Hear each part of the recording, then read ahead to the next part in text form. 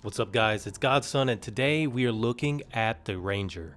The Ranger comes with a set of skills that you can use in battle against enemy alluvials. The Ranger in survival is the main character in the game. However, when we play the overworld, we will have our own Rangers that we can customize.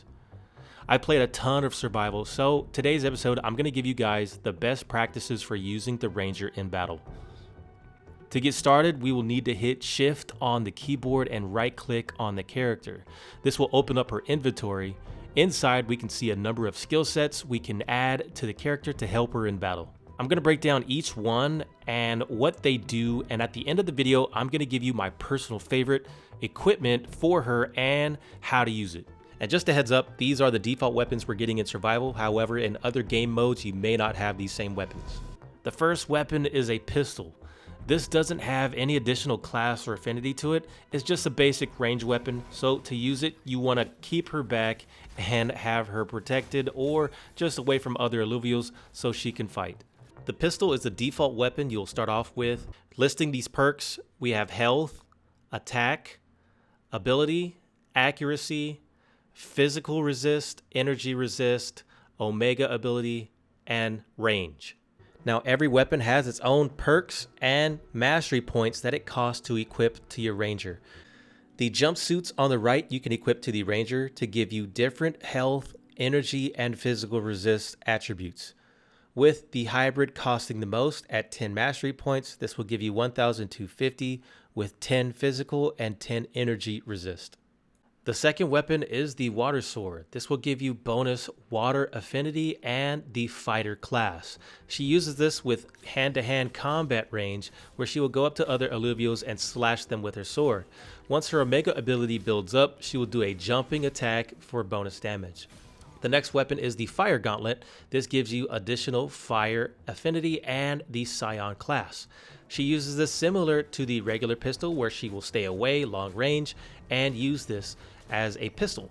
Once her omega ability builds up, she will unleash a big fire attack.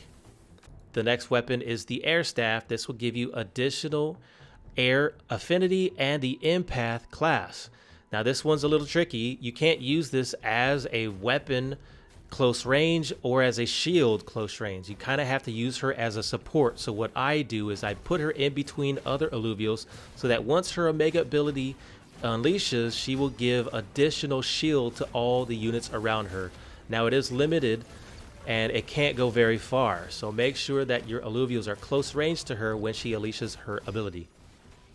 The next weapon is the earth daggers. This will give you additional earth affinity and it will give you the rogue class, so she will jump behind enemy lines, and once she's there, she will build up her omega ability to do a devastating blow. The next weapon is the air bladed shield. This is basically your tank weapon and one of my personal favorites that I use to get really high in survival. You use this as a tank would. It's a air affinity and the bulwark class, so she could take a lot of damage with this. And what she does once she gets her omega ability built up is she'll do a jumping attack, and this will cause stun. So it's highly useful and you will see a lot of players using this. The next weapon is the fire sword. This will give you additional fire bonus affinity and it'll give you the fighter class. She uses this just like the water sword. She'll go close range and fight hand-to-hand combat with other alluvials, and she'll do a jumping attack with her fire sword for a devastating blow. The last weapon is the nature gauntlet. This will give you additional nature bonus and the scion class. She uses this just like the other pistols. You want to keep her away from all the other ones or protect her with other alluvials. And once she builds up her omega meter, she will unleash a devastating blow with her gauntlet. So that's pretty much every weapon, mastery point, and jumpsuit that she can equip. Again, my favorite would be the air shield, or the air staff would be my second one just because of the benefits that you get.